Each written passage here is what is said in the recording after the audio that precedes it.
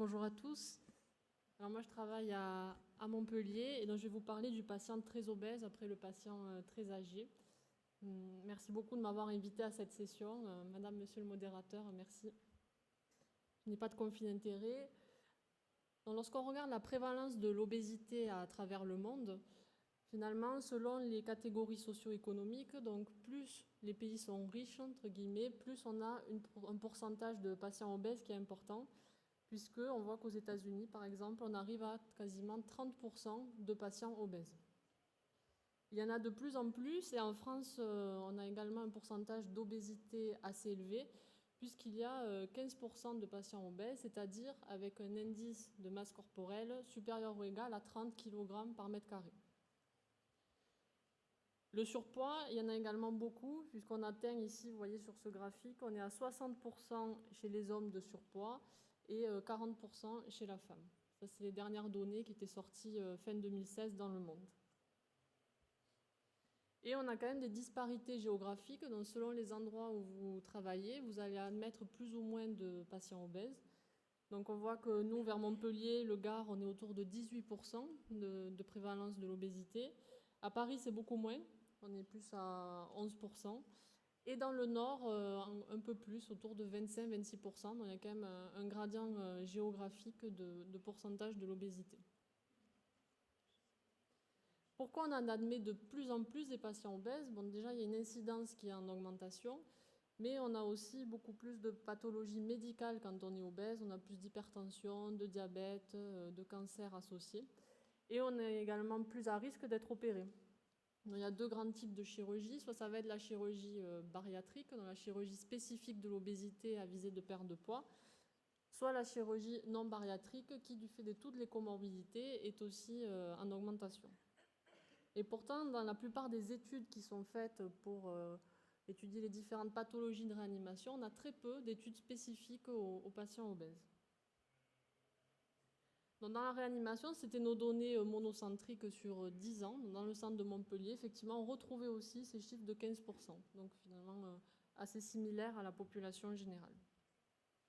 Donc on va faire un petit cas clinique. C'est un monsieur qui mesure 1,60 m et qui pèse 120 kg. Donc, si on calcule son indice de masse corporelle, c'est le poids sur la taille au carré, donc ça lui fait 120 kg sur 1,6 fois 1,6. Et donc on arrive à 47 kg par mètre carré. Il vient parce qu'il a une insuffisance respiratoire aiguë et il y a des critères de gravité immédiat, donc il est décidé de procéder à une intubation.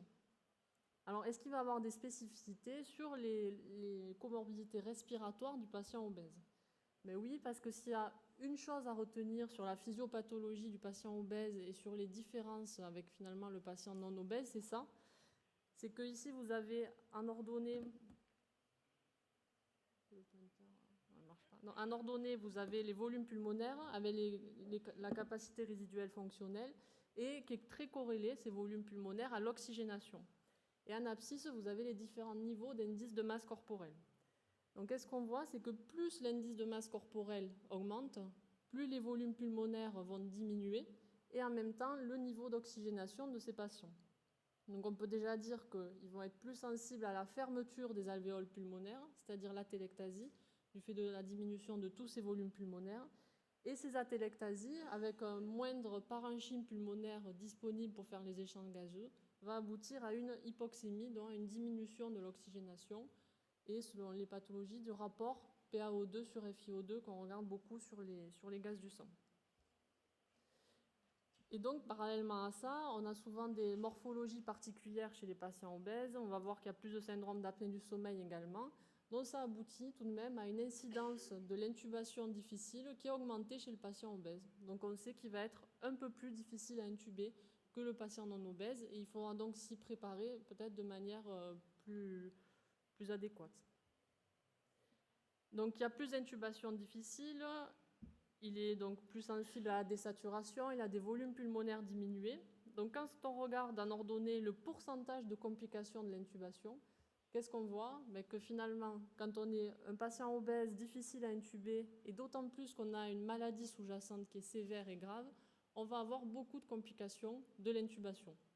Dans la nécessité d'avoir le chariot d'intubation difficile prêt à côté, de s'y préparer avec un remplissage avant, mettre des amines, essayer de mieux préoxygéner. Alors pourquoi c'est important les complications d'intubation? Il y en a deux essentiellement, hein, l'hypoxémie et la détresse hémodynamique, l'hypotension. Qu'est-ce qui va être le risque de ces complications d'intubation? Et ça va être l'arrêt cardiaque. Finalement, ce qu'on craint tous, ça a dû vous arriver dans les réanimations. Nous, ça nous arrive de temps en temps. On décide d'intuber un patient, on le préoxygène comme il faut, on fait l'induction de l'anesthésie et malgré ça, il fait un arrêt cardiaque qui peut être lié à plusieurs causes, mais la plus fréquente, c'est quand même l'hypoxémie, la désaturation pendant l'intubation. Et donc, quand on regarde les facteurs de risque justement de ces arrêts cardiaques, dont là, on l'avait regardé sur 2000 intubations de réanimation, on a deux types de facteurs de risque. On a en bas, vous avez en bleu les facteurs de risque non modifiables. Et là, on voit qu'on retrouve le patient en surpoids ou obèse. Et au-dessus, on a les facteurs de risque modifiables. Et là, c'est le fait d'avoir, avant d'être intubé, une hypotension artérielle, une hypoxémie ou de ne pas être préoxygéné. Donc quand on voit ça, le meilleur moyen finalement d'essayer d'éviter l'hypoxémie et donc l'arrêt cardiaque pendant l'intubation, mais ça va être de préoxygéner au mieux le patient. Et donc sur les quelques études qui ont été faites, c'est plus des études de bloc opératoire sur la préoxygénation des patients obèses, on voit que les préoxygénés en mode ventilation non invasive, au lieu de préoxygéner au ballon de façon standard, ça permet d'augmenter les réserves en oxygène de ces patients, et dont le but étant de diminuer ensuite la désaturation pendant l'intubation. Donc si on a une préoxygénation optimale du patient obèse, ça serait finalement de le faire en ventilation non invasive, et autant que possible en position proclive, pour améliorer le plus possible les réserves en oxygène avant l'intubation. Ce qu'on peut faire aussi, mais qui n'a pas encore été formellement, dont l'efficacité n'a pas été formellement démontrée, c'est associer des lunettes d'oxygène nasal à haut débit. On n'a pas d'études spécifiques chez le patient obèse. Donc vous préoxygénez avec votre masque en branchant le respirateur en mode ventilation non invasive. Et ensuite, quand vous retirez le masque, vous avez les lunettes d'oxygène nasal à haut débit qui permettent de continuer d'administrer l'oxygène pendant l'apnée. Donc chez ces patients en fort risque de désaturation, ça semble intéressant. Alors finalement, le patient est intubé, il n'a pas fait d'arrêt cardiaque, il est encore vivant. Et il va falloir régler le ventilateur. Alors est-ce qu'il y a des spécificités dans le réglage du ventilateur du patient obèse?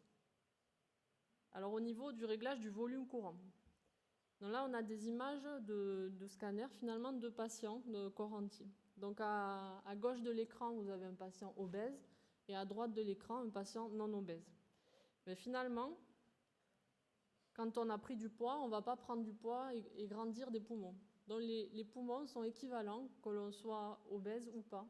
Et dans tous les cas, le volume courant, donc pendant le moment de la ventilation mécanique invasive, il devrait être réglé à 6 ml par kilo de poids idéal théorique. C'est pareil chez tous les patients. Après, ça s'ajuste selon la sévérité de l'atteinte respiratoire. Vous pouvez mettre moins, parfois un peu plus, mais globalement, c'est le poids idéal théorique. C'est-à-dire que si le patient fait 1,60 m et que c'est un homme, 1,60 m moins 100, ça vous fait autour de 60 kg de poids idéal théorique. 6 x 6, 36. Donc il faudra régler 360 ml, même s'il pesait plus de 100 kg. Ça ne va pas changer votre volume courant.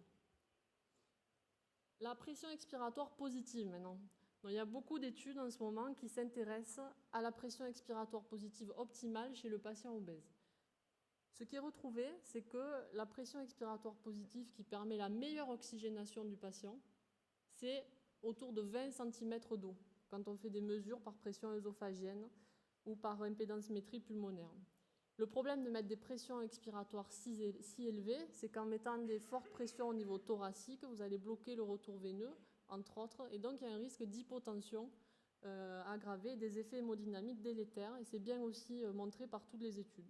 Donc il faudra voir, selon votre niveau de remplissage du patient, la détresse hémodynamique, son niveau d'oxygénation, faire la balance bénéfice-risque finalement entre mettre une pression expiratoire positive élevée et faire beaucoup de manœuvres de recrutement ou au contraire être plus modéré et tolérer peut-être une moins bonne oxygénation. Et donc le mieux, c'est de monitorer. Donc pour monitorer, peut-être que certains le font en routine dans vos réanimations. On peut mettre par exemple un cathéter de pression œsophagienne et calculer directement la pression transpulmonaire pour régler la pression expiratoire positive qui permet d'avoir une pression transpulmonaire positive. Et aussi, on peut mettre par exemple des matériels comme sur la photo, d'impédance-métrie thoracique. Donc, c'est des sortes de scanners, mais sans ondes, plutôt avec des ultrasons du patient, par des méthodes d'impédance-métrie au lit du patient qui permettent de voir un quart à un tiers du poumon, et donc de voir en direct si le poumon est ouvert ou pas. Donc, ça peut être intéressant chez ces patients. Alors, quid de la driving pressure? C'est la pression motrice, c'est un paramètre qu'on surveille souvent, la pression de plateau moins la pression expiratoire positive. Donc, on a regardé chez les patients obèses, et qu'est-ce qu'on retrouvait? Mais que finalement, cette différence entre pression de plateau et pression expiratoire positive ne prédisait pas bien la mortalité, puisque vous avez en blanc les survivants en J90, c'était des patients en SDRA, et en noir ceux qui étaient décédés. On voit qu'il n'y avait pas de différence de mortalité selon le niveau de driving pressure chez les patients obèses. Donc peut-être que ce n'est pas le meilleur paramètre pour monitorer justement votre ventilation, et que là encore le monitorage individualisé est nécessaire. Alors le décubitus ventral, ça se fait beaucoup également chez les patients obèses en SDRA. Alors comment on fait en pratique dans le service? On a un centre de chirurgie bariatrique, donc on a beaucoup de patients obèses. Donc il y a en gros 6 étapes, et puis on a besoin de au moins 6 personnes. Le mieux étant chez le patient obèse 6 personnes et un patient qui tourne autour du lit, un soignant qui tourne autour du lit pour aider à la mise en place au décubitus ventral. Donc d'abord on a un opérateur à la tête, ensuite le patient est tourné, là on voit sur le côté gauche, puis déplacé de l'autre côté du lit, et ensuite c'est la procédure de mise en décubitus ventral classique, avec une vérification régulière des points de compression, c'est très important, et la tête tournée toutes les 2 heures. Mais finalement, à part le fait qu'il y ait souvent besoin d'une personne en plus, il n'y a pas de spécificité du décubitus ventral chez le patient obèse. Et est-ce que ça fonctionne chez ces patients, d'après vous? Oui, ça fonctionne très bien, et ça fonctionnerait même mieux chez le patient obèse que chez le patient non obèse, puisque là, c'était l'amélioration du rapport PaO2 sur FiO2, et on voit que l'amélioration était plus importante chez les patients obèses que chez les patients non obèses. Donc n'hésitez pas à mettre vos patients obèses en décubitus ventral lorsqu'ils sont en SDRA. Ça peut éviter le recours à des thérapeutiques plus invasives, voire diminuer leur mortalité. On va parler un peu d'antibiotiques. Quelle dose d'antibiotiques? Voilà, ça c'est les modifications pharmacocinétiques du patient obèse. Un schéma assez compliqué, et globalement c'est difficile de conclure à quelque chose, à part qu'il faut faire des doses un peu plus élevées chez le patient obèse en général, mais ce n'est pas valable pour tous les médicaments, donc il faut regarder médicament par médicament. Par exemple, on avait fait une étude dans le service sur les doses de tazociline nécessaires, et chez le patient obèse, il faut mettre un peu plus que chez le patient non obèse. Donc on est autour de 16 grammes par 24 heures. Quand vous préparez les seringues, c'est 16 grammes chez le non obèse. Peut-être que chez l'obèse, il faut faire un peu plus, autour de 20 grammes. Après, ça dépend beaucoup des patients. Et finalement, le maître mot, c'est la titration et les dosages sanguins. Donc nous, maintenant, dans le service, on a mis en routine pour les patients obèses, on fait des dosages sanguins de tazociline et d'imipénem pour savoir un peu ce qu'on fait, parce que c'est très très variable selon les patients. Quelle nutrition? Donc la nutrition, c'est important chez le patient obèse aussi, puisque finalement, quand on regarde le pronostic de ces patients, la dénutrition est associée à un plus mauvais pronostic. Donc qu'est-ce qui est recommandé pour l'instant? Il y a de grands débats entre sociétés savantes. C'est 20 kcal par kilo par jour de poids ajusté. Le poids ajusté, c'est un peu plus que le poids idéal théorique, parce qu'il tient compte de la masse maigre, et autour de 2 grammes par kilo de protéines. Donc des doses assez élevées de protéines. Ça peut changer à tout moment, mais c'est ce qui est recommandé pour l'instant. Enfin, il va falloir extuber le patient. Donc, est-ce que le patient est prêt pour l'extubation? 2 composantes. La première, est-ce qu'il est prêt à être séparé du ventilateur? C'est le sevrage. La seconde, est-ce qu'il est prêt finalement à être séparé de la sonde d'intubation? Donc, en ce qui concerne le sevrage, on a regardé la meilleure, entre guillemets, épreuve de sevrage chez le patient obèse.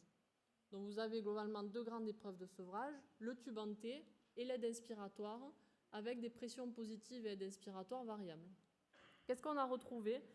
Que l'épreuve de sevrage qui était la plus représentative du travail respiratoire post-extubation, donc on fait 100 tuyaux, c'était finalement le tube en T, ou des niveaux d'aide et de PEP très très bas.